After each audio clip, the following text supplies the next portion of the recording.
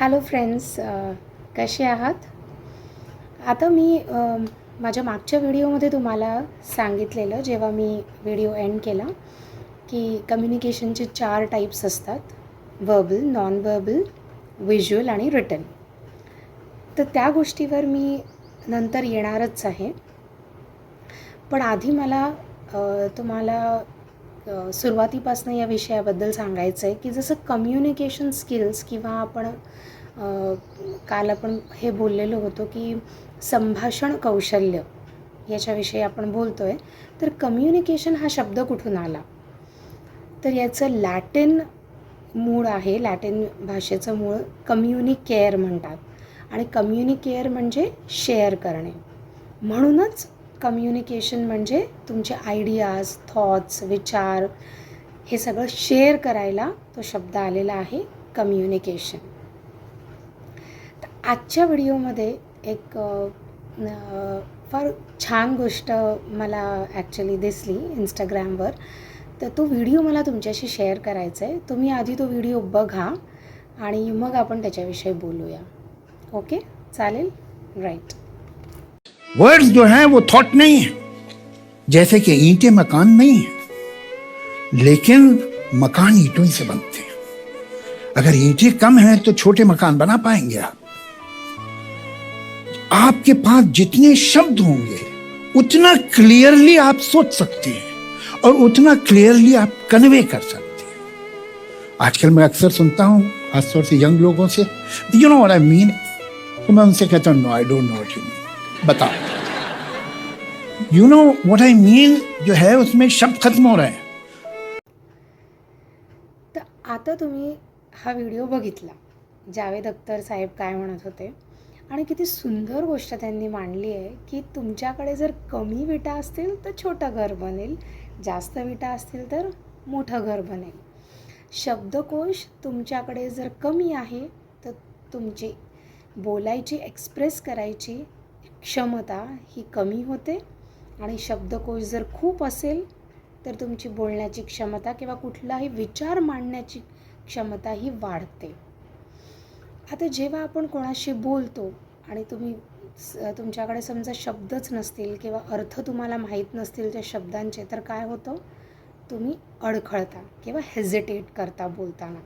मग आपण जनरली त्याला काय म्हणतात किंवा हे नाही का, ते नाही का, असं आपण बोलतो.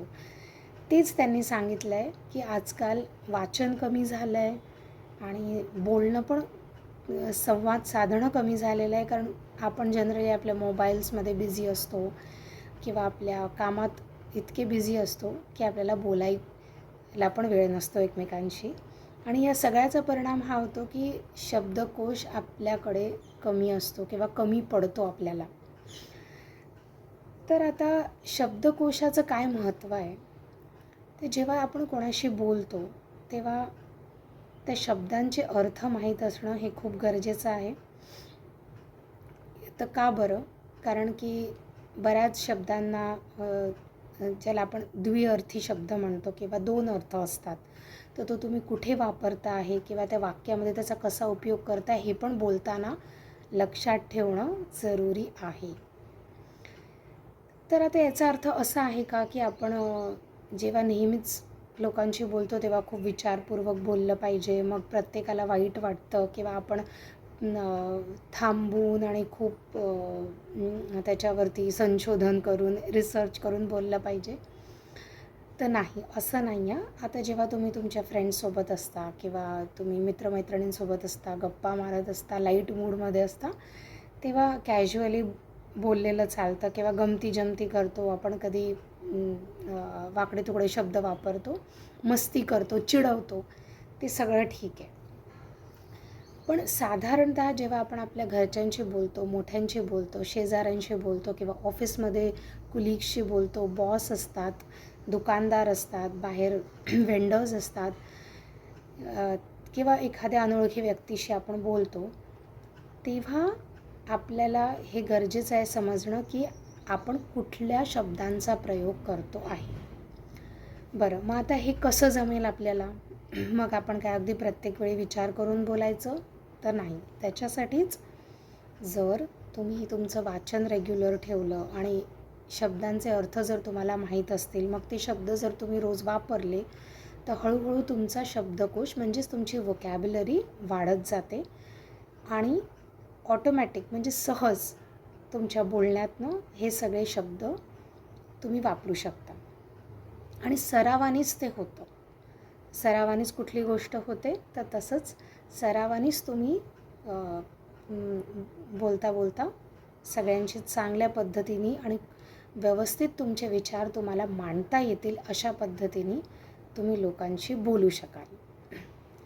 आता याचा अजून एक भाग काय आहे, तर ज्याला आपण म्हणतो जार्गन्स. आता जार्गन्स म्हणजे काय, तर तुम्ही बघितलं असेल की डॉक्टर्स एक पर्टिक्युलर त्यांच्या भाषेमध्ये बोलतात, कुठल्या डिझीजेसची नावं घेतील किंवा कुठल्या मेडिसिनची किंवा कॉम्पोजिशन्सची नावं घेतात. तसंच टेक्निकल बॅकग्राऊंडचे लोक, IT बॅकग्राऊंडचे लोक, त्यांच्या काही काही वर्ड्स असतात, भाषा असतात सॉरी, ते वापरतात. तर जेव्हा आपण जनरली कोणाशी बोलतो तेव्हा हे जार्गन्स अवॉइड करायचे आहेत. आता अजून एक याचं सोपं उदाहरण द्यायचं म्हटलं तर जे आपण आता म्हणतो आजकालची जनरेशन जी व्हॉट्सॲपवर भाषा यूज करते शॉर्ट फॉर्म्सची, LOL, BTS, BTG किंवा BGM आणि ऑल दोज थिंग्स. तर त्याच्यामुळे काय होतं की प्रत्येकालाच ते कळतं असं नाही आहे.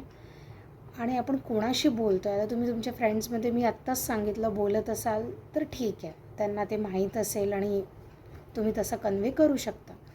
पण हाच मेसेज जर तुम्ही फॉर्मली कोणाला पाठवतो आहे, तुमच्या एम्प्लॉयरला किंवा एखाद्या अनोळखी व्यक्तीला किंवा मोठ्या माणसांना, तर जनरली हे जार्गन्स किंवा हे असले शॉर्ट फॉर्म्स न वापरलेले बरे, कारण त्यांना त्याचा अर्थ कळणार नाही. आणि जर अर्थच कळला नाही तर तुम्ही जे सांगायचा प्रयत्न करता आहे ते त्यांच्यापर्यंत पोचणार नाही. म्हणून हा पण एक कम्युनिकेशनचा भाग तितकाच महत्त्वाचा आहे की जार्गन्स किंवा शॉर्ट फॉर्म्स यूज न करणे जिथे योग्य नाही आहे. तर सगळ्याच ठिकाणी हे शॉर्ट फॉर्म्स उपयोगी पडत नाही आणि सगळ्याच ठिकाणी ते वापरणं योग्य पण नाही आहे. आता समजा दोन टेक्निकल व्यक्ती बोलत असतील आणि त्यांनी त्यांच्या भाषा वापरल्या तर दॅट इज परफेक्टली फाईन, कारण त्यांना ते कळतं आहे. तसंच आता तुम्ही डिफेन्स बॅकग्राऊंडमध्ये बघा, जेव्हा RT म्हणजे रेडिओ टेलिफोनी होते तेव्हा त्यांचे कोड्स असतात किंवा त्या भाषा बोलल्या जातात, तर ते त्यांना कळतं किंवा ते त्याच्यात ट्रेंड असतात, म्हणून तिसऱ्या व्यक्तीला ते कळणार नाही. मग काय होतं, जर तुम्ही असले काही कोड वर्ड्स किंवा भाषा वापरल्या तर तिसरा व्यक्ती म्हणेल की अरे तुम्ही माझ्यासमोर हे सगळं बोलता आणि मला काहीही कळत नाही आहे. म्हणूनच जेव्हा तुम्ही कोणाशी बोलता तेव्हा याचं भान असायलाच पाहिजे की आपण कुठले शब्द वापरतो आहे. आणि म्हणूनच मला हा व्हिडिओ तुम्हाला दाखवायचा होता की त्यांनी किती सुंदर सांगितलेलं आहे की आजकाल बरेचदा लोक म्हणतात you know what I mean, अरे तुला कळलंच असेल ना म्हणजे मला काय म्हणायचं आहे. आता समोरच्या व्यक्तीला कळलं आहे की नाही कळलं आहे हे त्यांनी सांगितल्याशिवाय नाही कळणार की तुम्हाला काय म्हणायचं आहे ते कळलं आहे की नाही. म्हणजेच की तुम्ही जर शब्द व्यवस्थित मांडले तर ते समोरच्या व्यक्तीला व्यवस्थित त्याचा अर्थ कळेल आणि तुम्हाला त्याप्रमाणे रिस्पॉन्स पण मिळेल. ह्याला तुम्ही असंही म्हणू शकता की ही एक अशी सुंदर शब्दांची माळ असते ज्याने एक वाक्य बनतं.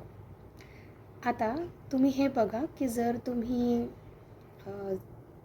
म्हणजे मलूल झालेली किंवा सुकलेली फुलं घेतली किंवा तुटलेली फुलं घेतली तर ती माळ कशी दिसेल किंवा कशी बनेल, कोणालाच आवडणार नाही. पण हीच जर तुम्ही छान ताजी आणि सुंदर टवटवीत फुलं घेतली आणि वेगवेगळ्या रंगांची फुलं घेतली तर ती माळ कशी दिसेल, खूप रंगीबिरंगी, सुंदर आणि छान. तर ही जी शब्दांची माळ आपण बनवतो त्याचा हार अगदी सुरेख तयार करायचा असेल तर तुमचा शब्दकोश खूप चांगला असायला पाहिजे. आणि याला अजून एक टर्मिनॉलॉजी आहे ॲक्च्युली, त्याला म्हणतात speaking in flowery language. Flowery म्हणजे काय, की जे खूप असे फॅन्सी वर्ड्स यूज करतात ना, त्याला म्हणतात फ्लावरी लँग्वेज. याच्याविषयी मी तुम्हाला थोडीशी अजून माहिती देईल माझ्या पुढच्या व्हिडिओमध्ये. आणि आज इतकंच. थँक्यू. तर आता तुम्ही हा व्हिडिओ बघितला, जावेद अख्तर साहेब काय म्हणत होते, आणि किती सुंदर गोष्ट त्यांनी मांडली आहे की तुमच्याकडे जर कमी विटा असतील तर छोटं घर बनेल, जास्त विटा असतील तर मोठं घर बनेल. शब्दकोश तुमच्याकडे जर कमी आहे तर तुमची बोलायची, एक्सप्रेस करायची क्षमता ही कमी होते. आणि शब्दकोश जर खूप असेल तर तुमची बोलण्याची क्षमता किंवा कुठलाही विचार मांडण्याची क्षमता ही वाढते. आता जेव्हा आपण कोणाशी बोलतो आणि तुमच्याकडे समजा शब्दच नसतील किंवा अर्थ तुम्हाला माहीत नसतील त्या शब्दांचे, तर काय होतं, तुम्ही अडखळता किंवा हेजिटेट करता बोलताना. मग आपण जनरली त्याला काय म्हणतात किंवा हे नाही का, ते नाही का, असं आपण बोलतो. तेच त्यांनी सांगितलं आहे की आजकाल वाचन कमी झालं आहे आणि बोलणं पण, संवाद साधणं कमी झालेलं आहे. कारण आपण जनरली आपल्या मोबाईल्समध्ये बिझी असतो किंवा आपल्या कामात इतके बिझी असतो की आपल्याला बोलायला पण वेळ नसतो एकमेकांशी. आणि या सगळ्याचा परिणाम हा होतो की शब्दकोश आपल्याकडे कमी असतो किंवा कमी पडतो आपल्याला. तर आता शब्दकोशाचं काय महत्त्व आहे, ते जेव्हा आपण कोणाशी बोलतो तेव्हा त्या शब्दांचे अर्थ माहीत असणं हे खूप गरजेचं आहे. तर का बरं, कारण की बऱ्याच शब्दांना ज्याला आपण द्विअर्थी शब्द म्हणतो किंवा दोन अर्थ असतात, तर तो तुम्ही कुठे वापरता आहे किंवा त्या वाक्यामध्ये त्याचा कसा उपयोग करता हे पण बोलताना लक्षात ठेवणं जरुरी आहे. तर आता याचा अर्थ असा आहे का की आपण जेव्हा नेहमीच लोकांशी बोलतो तेव्हा खूप विचारपूर्वक बोललं पाहिजे, मग प्रत्येकाला वाईट वाटतं किंवा आपण थांबून आणि खूप त्याच्यावरती संशोधन करून, रिसर्च करून बोललं पाहिजे? तर नाही, असं नाही आहे. आता जेव्हा तुम्ही तुमच्या फ्रेंड्ससोबत असता किंवा तुम्ही मित्रमैत्रिणींसोबत असता, गप्पा मारत असता, लाईट मूडमध्ये असता, तेव्हा कॅज्युअली बोललेलं चालतं किंवा गमती जमती करतो आपण, कधी वाकडे तुकडे शब्द वापरतो, मस्ती करतो, चिडवतो, ते सगळं ठीक आहे. पण साधारणतः जेव्हा आपण आपल्या घरच्यांशी बोलतो, मोठ्यांशी बोलतो, शेजाऱ्यांशी बोलतो किंवा ऑफिसमध्ये कुलीग्सशी बोलतो, बॉस असतात, दुकानदार असतात, बाहेर वेंडर्स असतात किंवा एखाद्या अनोळखी व्यक्तीशी आपण बोलतो, तेव्हा आपल्याला हे गरजेचं आहे समजणं की आपण कुठल्या शब्दांचा प्रयोग करतो आहे. बरं, मग आता हे कसं जमेल आपल्याला? मग आपण काय अगदी प्रत्येक वेळी विचार करून बोलायचं तर नाही. त्याच्यासाठीच जर तुम्ही तुमचं वाचन रेग्युलर ठेवलं आणि शब्दांचे अर्थ जर तुम्हाला माहीत असतील, मग ते शब्द जर तुम्ही रोज वापरले, तर हळूहळू तुमचा शब्दकोश म्हणजेच तुमची व्होकॅब्युलरी वाढत जाते आणि ऑटोमॅटिक म्हणजे सहज तुमच्या बोलण्यातनं हे सगळे शब्द तुम्ही वापरू शकता. आणि सरावानीच ते होतं. सरावानीच कुठली गोष्ट होते, तर तसंच सरावानीच तुम्ही बोलता बोलता सगळ्यांशी चांगल्या पद्धतीने आणि व्यवस्थित तुमचे विचार तुम्हाला मांडता येतील अशा पद्धतीने तुम्ही लोकांशी बोलू शकाल. आता याचा अजून एक भाग काय आहे, तर ज्याला आपण म्हणतो जार्गन्स. आता जार्गन्स म्हणजे काय, तर तुम्ही बघितलं असेल की डॉक्टर्स एक पर्टिक्युलर त्यांच्या भाषेमध्ये बोलतात, कुठल्या डिझिजेसची नावं घेतील किंवा कुठल्या मेडिसिनची किंवा कॉम्पोजिशन्सची नावं घेतात. तसंच टेक्निकल बॅकग्राऊंडचे लोक, IT बॅकग्राऊंडचे लोक, त्यांच्या काही वर्ड्स असतात, भाषा असतात सॉरी, ते वापरतात. तर जेव्हा आपण जनरली कोणाशी बोलतो तेव्हा हे जार्गन्स अवॉइड करायचे आहेत. आता अजून एक याचं सोपं उदाहरण द्यायचं म्हटलं तर जे आपण आता म्हणतो आजकालची जनरेशन जी व्हॉट्सॲपवर भाषा यूज करते शॉर्ट फॉर्म्सची, LOL, BTS, BTG किंवा BGM आणि ऑल दोज थिंग्स. तर त्याच्यामुळे काय होतं की प्रत्येकालाच ते कळतं असं नाही आहे. आणि आपण कोणाशी बोलतो आहे, आता तुम्ही तुमच्या फ्रेंड्समध्ये मी आत्ताच सांगितलं बोलत असाल तर ठीक आहे, त्यांना ते माहीत असेल आणि तुम्ही तसं कन्वे करू शकता. पण हाच मेसेज जर तुम्ही फॉर्मली कोणाला पाठवतो आहे, तुमच्या एम्प्लॉयरला किंवा एखाद्या अनोळखी व्यक्तीला किंवा मोठ्या माणसांना, तर जनरली हे जार्गन्स किंवा हे असले शॉर्ट फॉर्म्स न वापरलेले बरे, कारण त्यांना त्याचा अर्थ कळणार नाही. आणि जर अर्थच कळला नाही तर तुम्ही जे सांगायचा प्रयत्न करता आहे ते त्यांच्यापर्यंत पोचणार नाही. म्हणून हा पण एक कम्युनिकेशनचा भाग तितकाच महत्त्वाचा आहे की जार्गन्स किंवा शॉर्ट फॉर्म्स यूज न करणे जिथे योग्य नाही आहे. तर सगळ्याच ठिकाणी हे शॉर्ट फॉर्म्स उपयोगी पडत नाही आणि सगळ्याच ठिकाणी ते वापरणं योग्य पण नाही आहे. आता समजा दोन टेक्निकल व्यक्ती बोलत असतील आणि त्यांनी त्यांच्या भाषा वापरल्या तर दॅट इज परफेक्टली फाईन, कारण त्यांना ते कळतं आहे. तसंच आता तुम्ही डिफेन्स बॅकग्राऊंडमध्ये बघा, जेव्हा RT म्हणजे रेडिओ टेलिफोनी होते तेव्हा त्यांचे कोड्स असतात किंवा त्या भाषा बोलल्या जातात, तर ते त्यांना कळतं किंवा ते त्याच्यात ट्रेंड असतात, म्हणून तिसऱ्या व्यक्तीला ते कळणार नाही. मग काय होतं, जर तुम्ही असले काही कोड वर्ड्स किंवा भाषा वापरल्या तर तिसरा व्यक्ती म्हणेल की अरे तुम्ही माझ्यासमोर हे सगळं बोलता आणि मला काहीही कळत नाही आहे. म्हणूनच जेव्हा तुम्ही कोणाशी बोलता तेव्हा याचं भान असायलाच पाहिजे की आपण कुठले शब्द वापरतो आहे. आणि म्हणूनच मला हा व्हिडिओ तुम्हाला दाखवायचा होता की त्यांनी किती सुंदर सांगितलेलं आहे की आजकाल बरेचदा लोक म्हणतात you know what I mean, अरे तुला कळलंच असेल ना, म्हणजे मला काय म्हणायचं आहे. आता समोरच्या व्यक्तीला कळलं आहे की नाही कळलं आहे हे त्यांनी सांगितल्याशिवाय नाही कळणार की तुम्हाला काय म्हणायचं आहे ते कळलं आहे की नाही. म्हणजेच की तुम्ही जर शब्द व्यवस्थित मांडले तर ते समोरच्या व्यक्तीला व्यवस्थित त्याचा अर्थ कळेल आणि तुम्हाला त्याप्रमाणे रिस्पॉन्स पण मिळेल. ह्याला तुम्ही असंही म्हणू शकता की ही एक अशी सुंदर शब्दांची माळ असते ज्याने एक वाक्य बनतं.